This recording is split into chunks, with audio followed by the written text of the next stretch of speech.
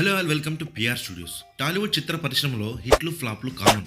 అయితే ఒకేసారి 10 ఫ్లాపులు వచ్చాయంటే కనీసం ప్రేక్షకులు గుర్తుపెట్టుకుంటారా? కానీ అలాంటి హీరోలు కూడా ఉన్నారు మన ఇండస్ట్రీలో. వరుసగా ఫ్లాపులు ఇచ్చి మార్కెట్ కూడా పూర్తిగా డౌన్ అయిపోయిన సమయంలో ఒక్కసారిగా హిట్ ఇచ్చి పైకి లేచిన హీరోలు మన దగ్గర చాలా మంది ఉన్నారు. ఉద్దరబాబు అనే సినిమాలు అనే స్టేజ్ నుంచి భలే చేస్తున్నాడు రా సినిమాలు అనే స్థాయి అందుకున్నారు హీరోలు. దాంట్లో రవితేజ, అల్లరి నరేష్ లాంటి హీరోలు కూడా ఏళ్లకేళ్లు తమ తలపై ఉన్న ఫ్లాపులను పక్కన పెట్టి హిట్ బాట పట్టారు. అలాంటి హీరోలు ఎవరో చూద్దాం. మెగాస్టార్ చిరంజీవి, ముఠా మేస్త్రి 1993 లాస్ట్ హిట్. దాని తర్వాత చాలా ఫ్లాపుల తర్వాత 1997 లో వచ్చిన హిట్లర్ తో బ్లాక్ బస్టర్ ఇచ్చారు. వెంకటేష్ చివరి హిట్ అబ్బాయి గారు 1993. దాని తర్వాత హిట్ పవిత్ర బంధం 1996.